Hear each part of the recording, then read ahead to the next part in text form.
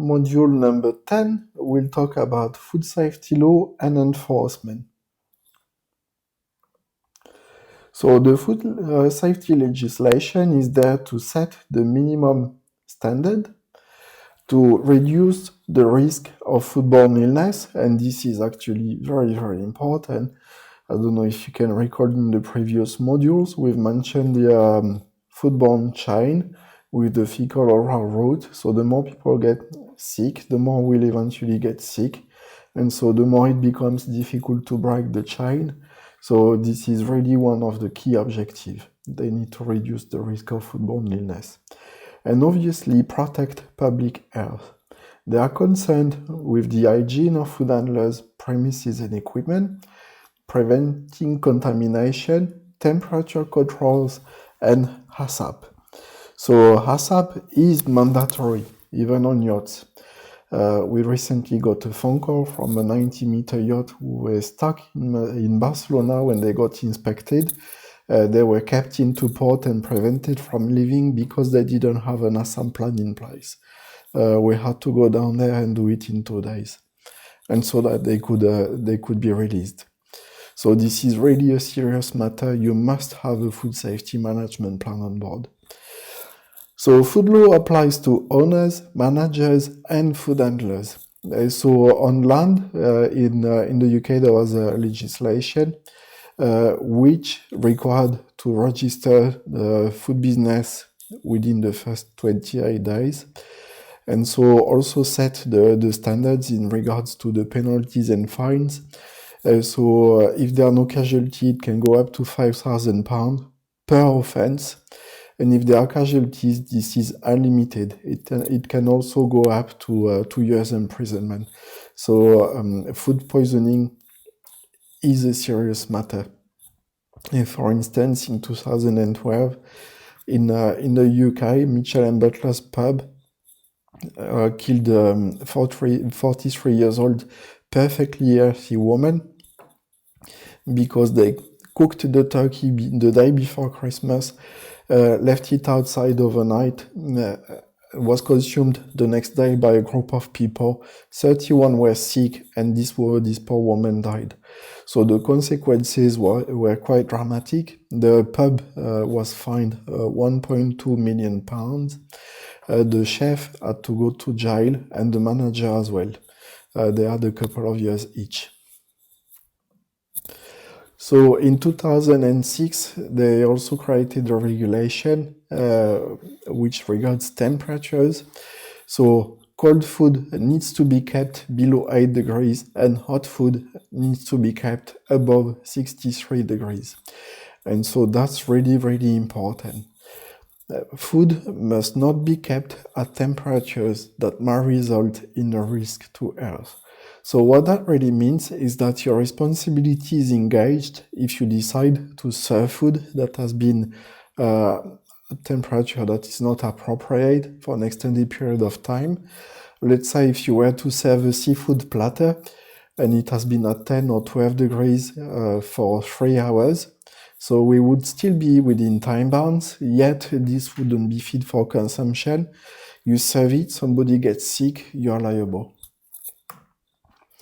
So who can inspect the facilities? So on yachts, you can get inspected by the flag state, you can get inspected by port state control, and you can also get inspected by bodies that are called SHIPSAN or USPH if you are over in America. On land, you get inspected by environmental health practitioners or officers, so EHO, you will see them named usually. They have the power of entry at any reasonable time. They can inspect food premises and take samples. They can provide food safety advice and training, enforce food safety law. They have the power to serve notices. So a notice is a request for action or temporary closure until action has been taken. And this is the opposite than a court order. A court order is issued by an actual judge. They have the power to seize and or detain unfit food, and they have the power to close if there is an imminent risk to health. They investigate food poisoning outbreaks and food complaints, and they instigate prosecutions. So there is something that you need to be familiar with, and this is the process of due diligence.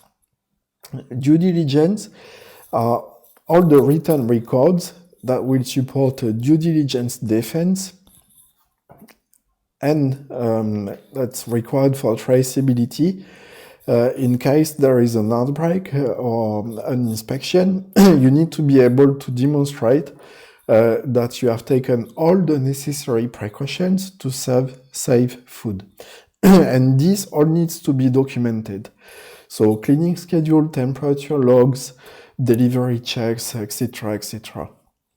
I've attached in the bonuses a few templates for that.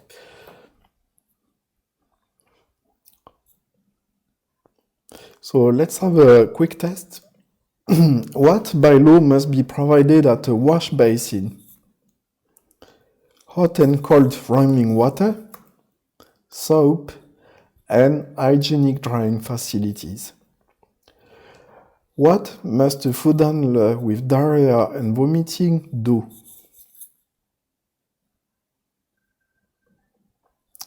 They need to report their illness to a supervisor. When can an authorized officer enter a food business? At any reasonable time. It means that they can come in anytime you're operating. So not in the middle of the night or when you're on holidays, but they can come any other time. What powers does an authorized officer have to deal with unfit food? They can seize it and take it to the magistrate. So usually the process is that they don't take it to the magistrate directly, they will take it to the laboratory, will then send the results to the magistrate, who then will take action. What power has an authorized officer to deal with a food business which presents an imminent risk to health?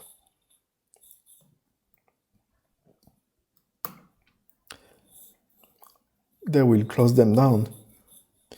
And on the board, you can be detained for such an offense. What is meant by due diligence defense?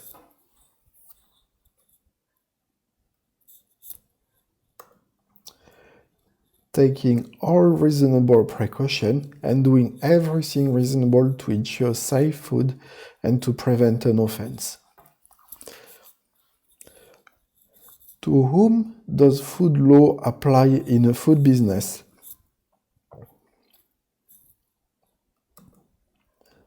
To the owner or the manager? To everyone, basically.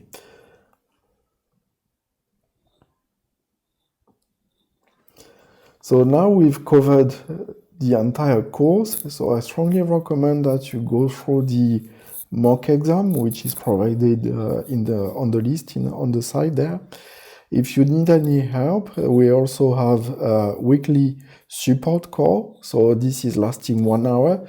You can ask any questions that you might have, and I will help you and I will coach you to make sure that you actually succeed the exam. So if you haven't done it yet, I recommend booking a slot. So you'll see that the process is not like taking an actual food safety exam online. This is an actual investigation where you will be required to present yourself in front of a webcam, display your ID, etc., etc. So good luck with that. Again, don't hesitate if you have any question. Feel free to join the coaching call that we run on a weekly basis. If you need any help in the meantime, there is also a support channel, ask a question, this is called, or ask for help. So don't hesitate to pop a message in there and I'll be happy to answer any questions that you might have. Bye-bye.